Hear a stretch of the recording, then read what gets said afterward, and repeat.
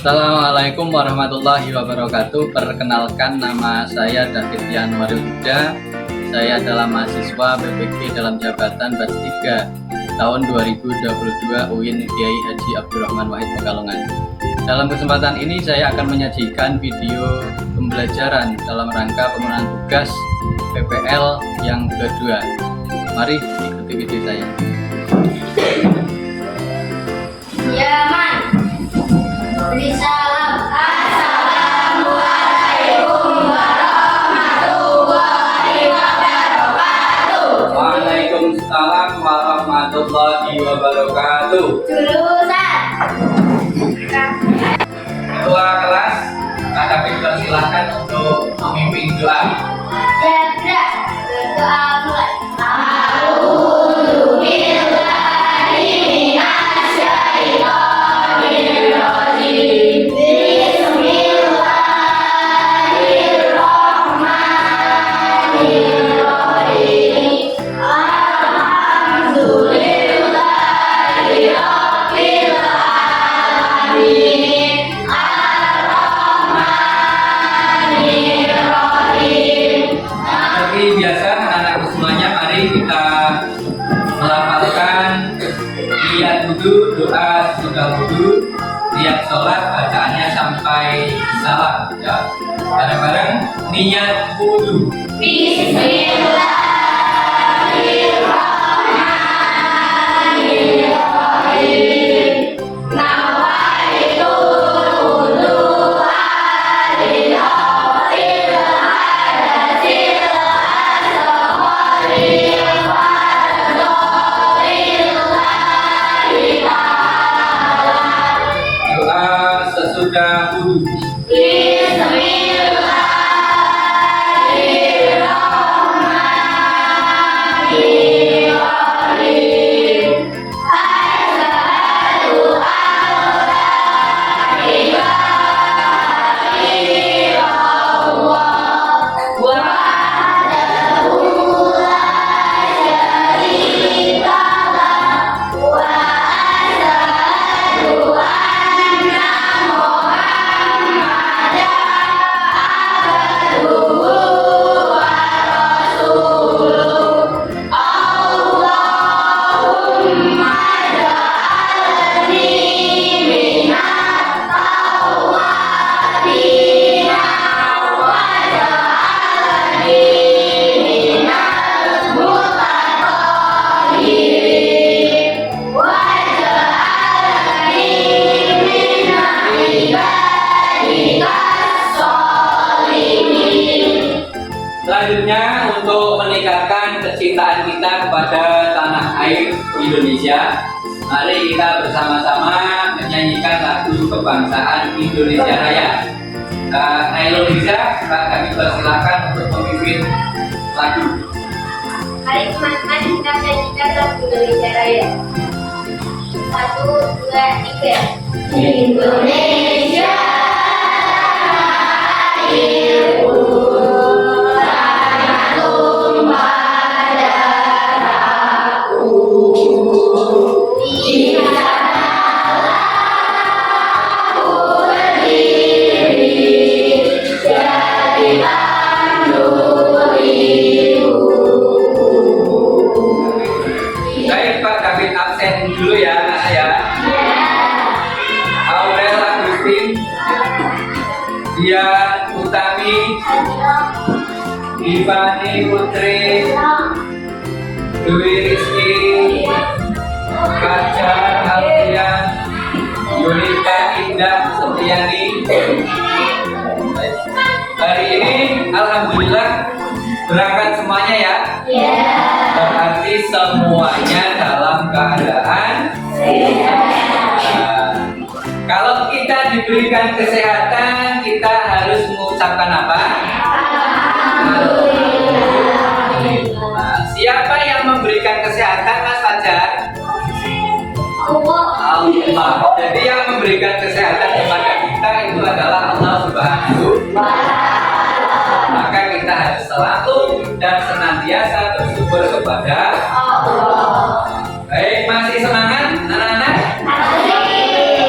Mari kita coba cek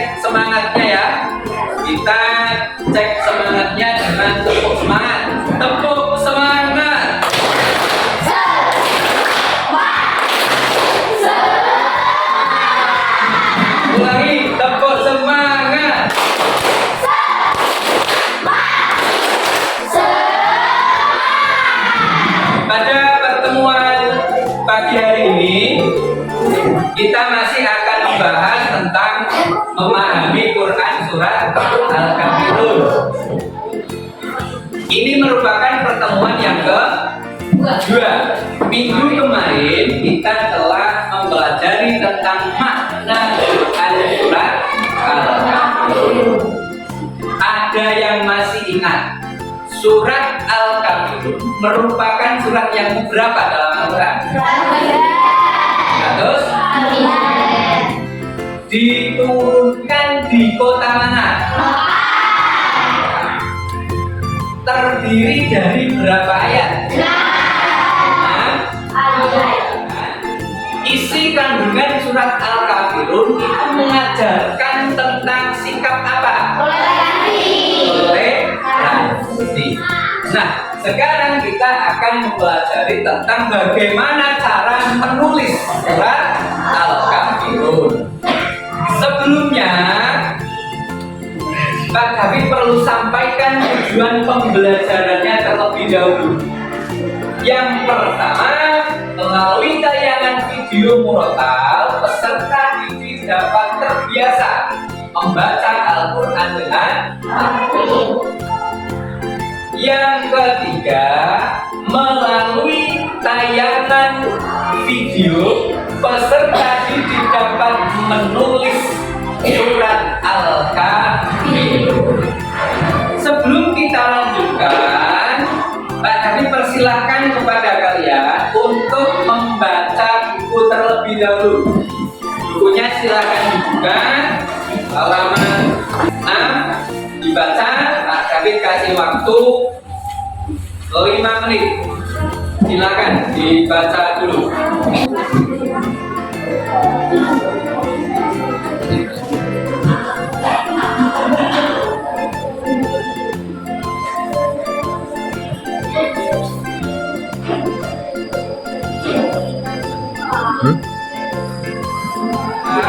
Selanjutnya, Pak David akan menayangkan video tentang bagaimana cara menulis Quran surat Al-Kafirun. Nanti diperhatikan bersama-sama, dicermati bersama-sama supaya kalian semua nanti bisa menulis surat Al-Kafirun dengan baik dan benar.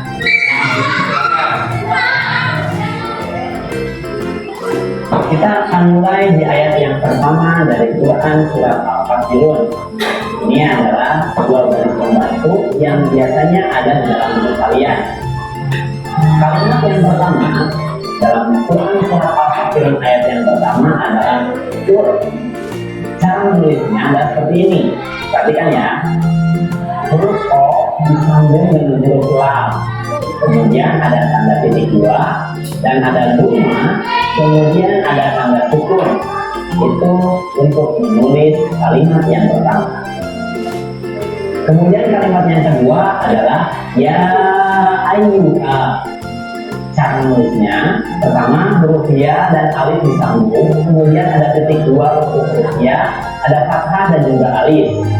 Kemudian ini adalah huruf alif, kemudian hamzah di atasnya dan ada fathah. Kemudian ya dan ha disambung juga dengan alif. Titik 2 untuk huruf ya, kemudian tasydid dan juga duma, kemudian fathah untuk huruf alifnya. Itu adalah kalimat yang kedua. Kemudian di kalimat yang ketiga ada al-kafiruna. Ya, cara menulisnya huruf alif, kemudian huruf lam dengan kaf dan huruf alif disambung. Ada tanda sukun untuk lam, fathah untuk kaf, kemudian fa dan ro disambung. Ada titik untuk fa, kasroh untuk fa, kemudian duma untuk ro, kemudian huruf waw, tanda sukun, kemudian huruf nun disertai titik dan tanda fathah. Nah, itu adalah cara menulis surat Al-Kafirun ayat yang pertama. Selanjutnya, setelah barusan kalian bersama-sama memperhatikan dan mencermati cara penulisan surat Al-Kafirun, berikutnya Pak David akan membagi kalian semuanya ke dalam kelompok kecil. Nanti bekerja kelompok menulis surat Al-Kafirun sebagaimana yang tadi sudah ditayangkan melalui video. Siap ya? Sebelum kita berdiskusi untuk menggugah semangat kita lagi, mari semuanya berdiri kan?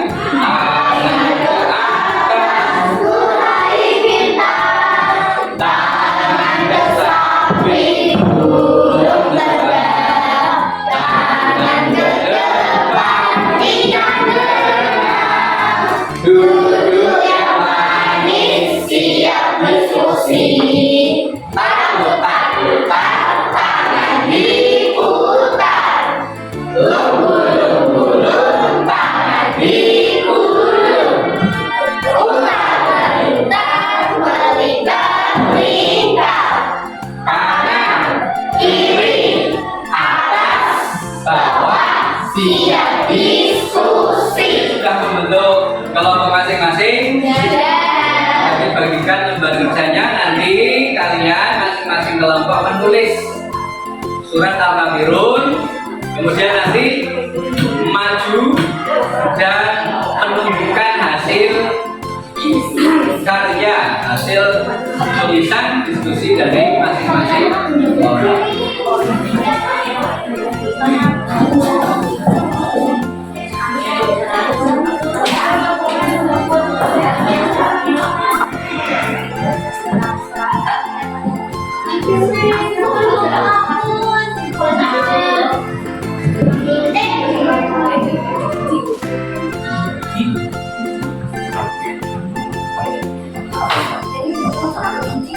Assalamualaikum warahmatullahi wabarakatuh. Waalaikumsalam warahmatullahi wabarakatuh. Kami dari kelompok 2 akan menunjukkan dan mempresentasikan hasil diskusi kami.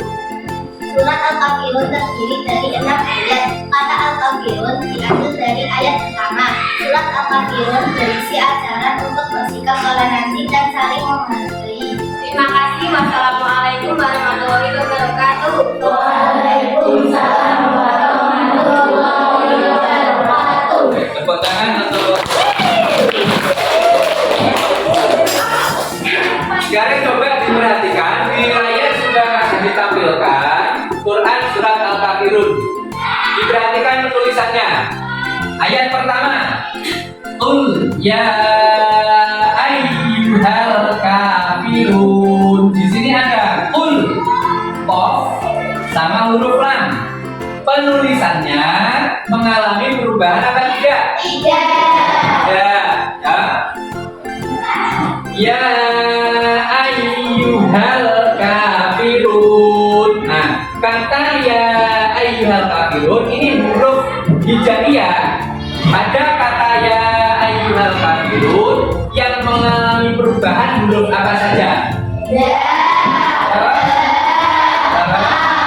Oke, paham ya? Jadi perlu diperhatikan penulisan huruf-huruf hijaiyahnya. Tidak semuanya mengalami perubahan, juga tidak semuanya utuh. Ini Pak David punya film tentang sejarah penulisan Al-Quran. Nanti bisa disimak bersama-sama, bisa ditonton bersama-sama untuk menambah pengetahuan kita, wawasan kita tentang sejarah penulisan Al-Quran dari zaman Nabi hingga zaman sahabat. Assalamualaikum sahabat Al-Quran. Bagaimana nih kabar sahabat semua? Sehat kan? Alhamdulillah. Kali ini kita akan belajar sejarah penulisan Al-Quran dari masa ke masa. Disimak sampai selesai ya sahabat Al-Quran, biar wawasan Al-Quran kita semakin bertambah. Pada masa Rasulullah Muhammad SAW, Al-Quran belum ditulis menjadi satu mushaf seperti yang kita lihat saat ini. Ayat-ayat Al-Quran di masa itu lebih banyak dihafalkan. Kalaupun ada sahabat yang menulis, mereka masih menulis secara terpisah-pisah, belum disatukan menjadi satu mushaf utuh. Media tulisnya pun berbeda-beda. Ada yang menulis di atas pelepah kurma, di kulit kayu, atau tulang-tulang onta. Sederhana banget ya sahabat Al-Quran. Al-Quran pertama kali ditulis secara utuh menjadi satu mushaf pada masa Khalifah Abu Bakar pada tahun 13 Hijriah atau tahun 634 Masehi. Pengumpulan Al-Quran di masa ini dikenal dengan At-Tanwin Al-Awwal. Pada masa kepemimpinan Sayyidina Utsman, Al-Quran kembali dikumpulkan. Pengumpulan kali ini lebih terstruktur sahabat. Sayyidina Utsman membentuk panitia khusus pengumpulan dan penulisan ulang mushaf Al-Quran. Tim ini diketuai oleh sahabat Zaid bin Thabit yang dikenal cerdas dan bagus hafalan Al-Qurannya. Tim panitia tersebut berhasil menulis ulang mushaf Al-Quran 30 juz beserta 5 salinannya. Mushaf inilah yang dikenal dengan sebutan Mushaf Ibu. Sedangkan kaidah penulisannya disebut dengan Rosan Utsmani. Oh iya, sahabat Al-Quran udah tahu belum? Tulisan Al-Quran di masa ini belum ada harokatnya loh. Huruf-hurufnya juga belum digelitik, cuma terlihat batang tubuh hurufnya saja. Jadi, gundul gitu.